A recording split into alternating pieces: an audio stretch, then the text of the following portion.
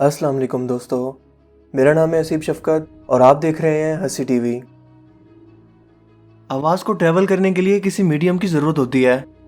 Solid जगह पर इसकी रफ्तार सबसे तेज़, लिक्विड पर उससे कम और गैसेस में सबसे कम होती है।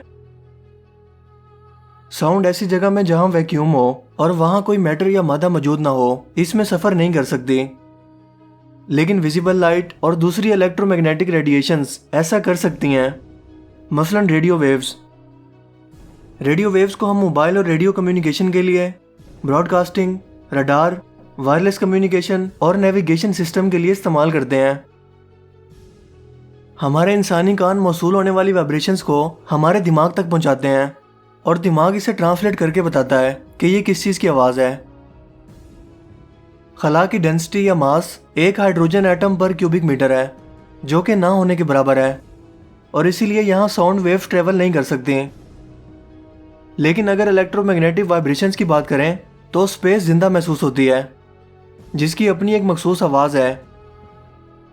लेकिन क्या इंसान उसे सुन भी सकते हैं? जी हाँ, ऐसा मुमकिन है और आज की वीडियो में आप उन्हें सुनेंगे भी। चाहे स्पेस खाली है, लेकिन इसका यह मतलब नहीं कि इसकी कोई आवाज़ नहीं है। तमाम एस्ट्रोनॉमिकल बॉडीज़ यानी खला में मौजूद तमाम ऑब्जेक्ट्स, मसलन सितारे और स्यारे वगैरह, अपनी पावरफुल इलेक्ट्रोमैग्नेटिक वेव्स की वजह से एक ख़ास किस्म की रेडियो वेव्स खारिज करते हैं। टेलीस्कोप, जिसे इंटरफेरोमीटर कहते हैं, जो कई मिरर्स और रेडियो पैनल स्कोप एंटीना पर मुश्तमिल होती है, इन रेडियो वेव्स को हासिल करता है। या फिर इंसान के खला में भेजे गए स्पेस प्रोब्स, मसलन वॉयेजर और हाकाई, इन रेडियो वेव्स को मौसूल करते हैं, जिन्हें हमारे इंसानी कान नहीं सुन सकते। लिहाजा वो इसे 20 से 20,000 हर्ट्ज फ्रिक्वेंसी में कन्वर्ट करके ज़मीन पर भेजते हैं ताकि हमारे इंसानी कान इसे सुन सकें। इसी तकनीक के ज़रिए खला में मौजूद बड़ी बड़ी एस्ट्रोनॉमिकल बॉडीज़ की आवाज़ें हम इंसान सुन सकते हैं। अगर आप इन्हें सुनना चाहते हैं तो बेहतर है कि आप पहले हेडफोन्स लगा लें ताकि इन्हें बेहतर तौर पर सुन सकें।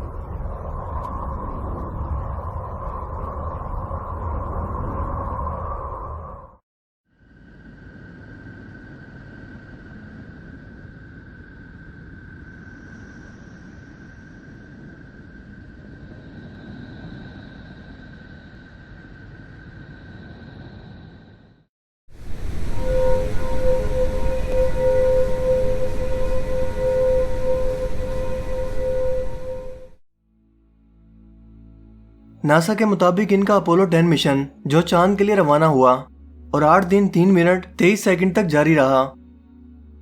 इसके बारे में कहा जाता है कि इसने चांद की सतह पर कदम तो ना रखा, लेकिन इसके गिर्द चक्कर लगाकर तमाम इंफॉर्मेशन इकट्ठी करता रहा।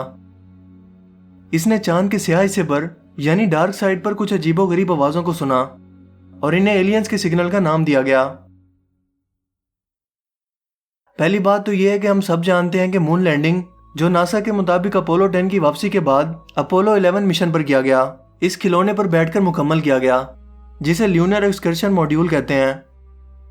और जानबूझकर एलियन से मिलने वाले सिग्नल का बहाना किया गया ताकि लोगों की डिस्कशन में आया जा सके। लेकिन चांद पर जाने की टेक्नोलॉजी ना तो इंसान के पास 1960 में थी और ना ही आज मौजूद है, तो फिर चांद के डार्क साइड पर एलियंस के सिग्नल मिलने का तो सवाल ही पैदा नहीं होता। और ना ही इस वक्त इलेक्ट्रोमैग्नेटिक वेव्स को महसूस करने वाले कोई स्पेस प्रोब खला में मौजूद थे।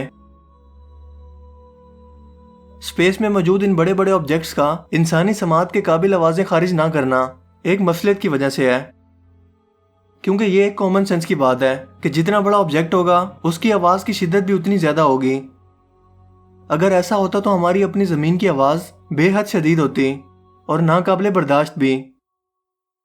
चलें इसे भी छोड़ें, हमारे सूरज की मिसाल ले लें जो हमारी जमीन से साइज में 10 लाख गुना बड़ा है और चाहे जमीन से एक खास फासले पर है, लेकिन फिर भी इसकी आवाज इतनी ज्यादा होती कि इंसानी कानों को बहरा कर देती, जो ये साबित करता है कि इस दुनिया को बनाने वाले ने इस पूरी कायनात को इंसानों के रहने के लिए एक परफेक्ट माहौल बनाकर दिया।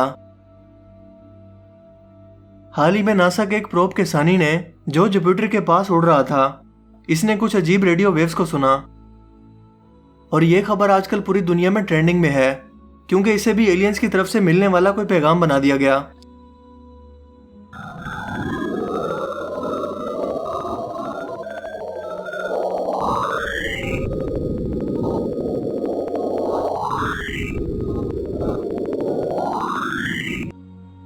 तो दोस्तों, आपको इन शहरों में से सबसे अच्छी आवाज किसकी लगी और क्यों, मुझे कमेंट करके जरूर बताइएगा। और ये भी कि मजीद स्पेस के मुतालिक वीडियोस होनी चाहिए या नहीं। मुझे उम्मीद है कि आज की ये वीडियो आपके लिए काफ़ी इन्फॉर्मेटिव होगी और आपको पसंद आई होगी। अगर वीडियो आपको अच्छा लगा हो तो इस वीडियो को लाइक कीजिए और दोस्तों के साथ भी इस इन्फॉर्मेशन को ज़रूर शेयर कीजिए। मजीद इस तरह की वीडियोस के लिए आप हमारे चैनल को ज़रूर सब्सक्राइब कीजिए। मेरा नाम है हसीब शफकत और आप देख रहे हैं हंसी टीवी। मैं मिलूंगा आपसे एक नई इंटरेस्टिंग वीडियो में, तब तक के लिए अपना बहुत सा ख्याल रखिएगा। Thanks for watching this video. अल्लाह हाफिज़।